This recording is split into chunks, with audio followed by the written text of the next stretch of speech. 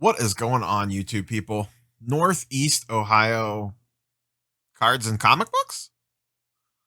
Here today for some Marvel Monday action. I got a couple different things I want to talk about. I'm going to briefly touch on just some comic book market thoughts really quick. But a majority of the video, we're going to talk about Marvel trading card stuff. So a couple different things I wanted to pop into there, talk about Pop Report, some recent big sales on some PMGs, PSA 10 values, new releases, that sort of stuff. So YouTube nonsense down below, like, comment, subscribe, all that wonderful stuff. And if you want to help support the channel beyond smashing a like button and subscribing, feel free to use the eBay affiliate link that's down there for any purchases that you may or may not be making in the sports card, trading card, comic book world. With all that being said, let's dive in. So let's start here. I've been seeing some chatter lately, and I've gotten some questions on some comments, and I'll probably, I think next week's video, maybe I'll do a little bit of a deeper dive on this, depending on how some things shake out. But I just wanted to briefly mention it because I got questions on it about some slipping prices on some stuff in the comic book market. I'm not like super concerned about it at all. This stuff wasn't just going to keep going up forever. At some point in time, it plateaus, and at some point in time, there's going to be a pullback, and then it will kind of level out at its new price. Things like Giant Size X-Men 1, Hulk 181 at different grades and stuff like that are seeing slight drops, 10, 15% here and there. They haven't bottomed out yet, but we've seen this in other stuff as well. This is completely normal, healthy market stuff. Yes, the world is getting back to normal. People are beginning to spend money in other places. We're seeing that on the sports card side of things. I did a video last Monday comparing the downturn in the sports card market to my thoughts on how the similar thing would look in the comic book market. So refer to that video if you guys and girls missed it. But slight price pullbacks here and there, I think, are completely 100% normal. I mean, we saw it with New Mutants 98. That's a much more modern book than like a Giant Size X-Men 1. The price spiked up. Those were going for between $3,000 and $3,500 at one point. Now they're down to $2,000, which is fine. I didn't expect them to stay at a $3,000 book for the long term. If I wanted to sell the one that I bought for $1,000, I would have sold it at $3,000. But my whole point to entering the comic book market was to park money here as long term. I was not entering this to buy a book in January and flip it in March for 30, 40, whatever percent more. I was moving into this buying these for longer term holds. 2 years, 3 years, 5 years, 10 years. So I am looking at the comic book market much more from a macro perspective than a micro perspective, like I look at the sports card market. To me, they're apples and oranges. So I am not concerned by 10 and 20% dips on certain books. That's going to happen. Things are going to go down slightly. Something will happen to cause it to spike. This, that, and the other thing, I'm fine with it. To me, that's nothing to be concerned about. Is the comic book market going to soften slightly? Yeah, probably, because like I mentioned, the world's getting back to normal. People's money is beginning to go other places. But I don't see it dropping 50, 60, 70% like we've seen some of the sports card stuff do recently. And like I said in last week's video, the biggest reason for that are the census counts are much smaller. And where the other big difference there is in the sports card market, there's not a ton of new people currently coming in, like buyers. On the comic book market, I feel like there still is, whether it's people that collected alternative collectibles and were putting money into it, like sports cards or whatever, are still entering the comic book market. And I think you're just getting people in that are brand new from all the MCU stuff. I really think the advent of Disney Plus, and they're kind of being like Marvel 24/7 almost now, between movies and TV shows, driving that spec market and driving interest in the comic book market, giving something for content creators to talk about, getting people interested into, oh, I really like watching this show. Let me go read the comic book about it, which then maybe leads a certain percentage of people to want to put money into to grade it or whatever. To me, that's a lot of the stuff that's driving the market, and the stuff that will help keep the market healthy for the long term. And that's, like I said, multiple times in multiple videos. That's the reason I've been moving a decent portion of my spending into comic books over sports cards lately. I've spent way more on comic books this year. Since the beginning of the year, I've spent astronomically more in comic books than I have in sports cards. I was going to do a mail day video today. I actually have quite a few new pickups, but I think I'll hold off on that because I don't want this to be a forever long video, and I also don't want to jump around to a billion different things. So that's my quick thoughts on kind of where we are with the comic book market currently and what's going on there. And like I said, I'll do maybe a little bit more of a deep dive for next Monday's video with some numbers and some charts and graphs and stuff. But I just wanted to touch on it because I got questions on it. Let's pop into some trading card talk. I want to lead with X-Men Metal. I've talked about this a few times on the channel already. If you are looking for X-Men Metal, the only place I've seen it so far is Dave and Adams. It is supposedly, fingers crossed, supposed to come out at the end of June. This is a product that's been pushed about 65,000 times already. So I'm hoping it actually does. So far, they're the only site I've seen have pre-order boxes up. They've been playing games with them for sure, 100%. They originally went up for $190 a few weeks ago, and originally actually they went up for pre-order last fall for much, much cheaper, but most people missed that window, obviously. But just recently, they've been doing the pre-orders in and out of stock again, which makes me believe that it is actually going to come out at the end of the month. They've been up a couple different times for around $190 or $200. At that price point, I purchased 6 boxes. They've recently been coming up at $250. They'll be in stock, air quotes, in stock for a couple days, sell out, air quotes, sell out, and then a few days later come back up again. They've done that at $250 a few times now. They have not raised the price again.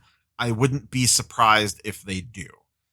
Clearly, the demand is there for it. So if you're looking for it, you haven't gotten any boxes yet, and you want some, keep an eye on Dave and Adams' website. I just kind of refresh the page once a day, a couple times a day. I just have it open in a tab, and I just browse over there every once in a while. I've posted about it a few times on the creative tab, the community tab, when they come in stock. I think I've tweeted it once too.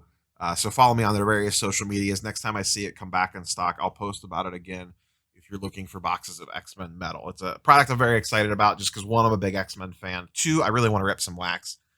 And 3, it has PMGs in it. For those that aren't familiar with PMGs, precious metal gems are extremely rare, extremely tough grades, and extremely valuable Marvel trading cards. We've talked about them before on the channel. But it looks like a really nice product, in my opinion. Once again, I'm a big fan of the metal cards and also a big fan of the X-Men. So I am very interested in this to come out. There will obviously be box rips of this on the channel where, we'll kind of go through, do a little product review on them, maybe rip one live. We will see. These geodes, a lot of people are excited for this insert set. But the PMGs are mostly what people are looking for. This Blast Furnace Magneto card looks really cool too. So we'll see.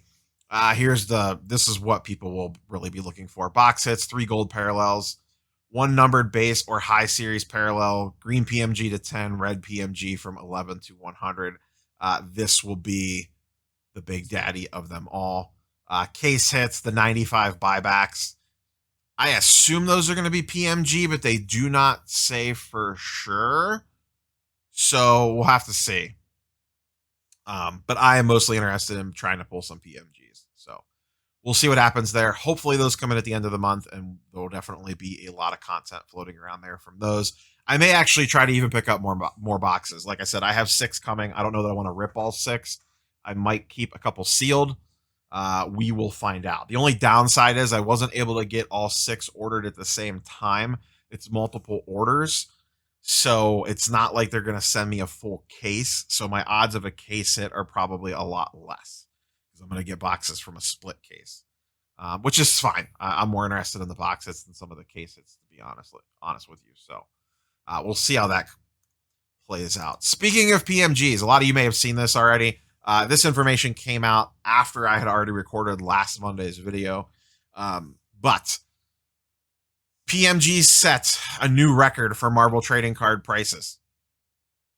This is the green out of 93 Fleer Retro, numbered to 10, in a BGS 9, mind you, which in the sports card world is usually not the most desirable grade in the world. Sold for $34,000 on Golden. Not this past Saturday, the Saturday before. Obviously extremely rare, numbered to 10. Ridiculously tough grades. That's why a BGS 9 commands this type of value. These cards are so condition sensitive. The smallest little mishandling of them, you will mess up an edge, mess up a corner, surface issues, everything. They are extremely condition sensitive. And right behind that one was this one from 2015 Fleer Retro. And by the way, good luck finding the 2013 Fleer Retro boxes. I have an eBay save search. I have not seen one pop on the eBay in 6 or 8 months. They are literally white whales. This was a really nice one. Spider-Man BGS 9. This is the gold. It is a 1 of 1 PMG. This one sold for slightly less at $32,000, just under $32,000. But also really nice card. I actually like the looks of this card better than the green, but I understand why the green went for more, just being an older card. But yeah, so those are the two big PMG sales. Let's talk about 90 Marvel MU. I've gotten a lot of questions on this lately as well, with people concerned about the prices, seeing Stan Lee's drop below $1,000 and whatnot. To me, the prices of this stuff is still right in line where I kind of thought they would end up. I don't know if people are just panicking because the Stan Lee is not selling for $2,000 anymore. If you thought that price was going to hold, I just don't know what you thought was going to happen. Of course, more of these were going to hit the market. Supply was going to increase, thus lessening the price, because there's only so much demand for these cards. People want them, but it's not like people are banging down the door for them. So the amount of supply coming onto the market has outreached demand slightly, thus pulling prices down. But you're still getting fine prices for these. If you spent $50 to $75 to grade a key character, a key card, like this Wolverine patch, for example, just sold for $239. You probably weren't into the card for hardly anything other than the grading fee. So you're probably making, I don't know, 150, 200 bucks on that card, depending on what your cost to grade it was. Like Thanos going for 380, Cap still commands a premium value at 1,000. Like, I don't know. I guess maybe people just didn't have realistic expectations for what these cards were going to do. Like, major Avenger level characters are still going for close to $1,000. Key X-Men characters are going for between $300 and $500. Here's these are PSA. PSA 9s are soft. They're going for about $50 to $75 depending on the character and the card. PSA 9s being a softer market is not surprising at all. We've talked about this a bunch. 10s are the tough grades. 9s are not. When you look at the amount of cards coming onto the market, a majority of them are 9s. So that supply side is getting even more flooded than normal. I've been tracking these since the end or beginning of February. So since the 1st of February, this is what the pop report looks like for 90 Marvel Unlimited, or Marvel Universe rather. 844 10s have been added on to the pop count. 1,567 9s have been added. So 42% of the cards graded since the boom, if you will. That's why I started tracking in February 1st, because that's when the market kind of took off. So I was curious to see how the pop report changed and moved from that point going forward. 42% of the cards going in or coming out of PSA have been 9s. only 23% have been 10s. And once again, I have not tracked individual characters or cards. I'm just looking at the market as a whole. And you also, 20% eights. So 60% of the population coming out of PSA is a 9 or an 8. So yeah, 9 value is going to hurt a little bit more because there's just way more of them. And the demand is for the 10s, not the 9s. And unfortunately, kind of what I thought was going to happen was this right here. This is a lot of 8s, 7s, and 6s.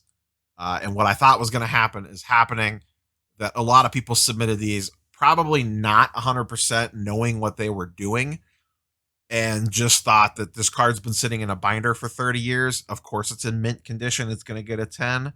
And then they find out that, oh, wait, there's a million different things that matter on these cards.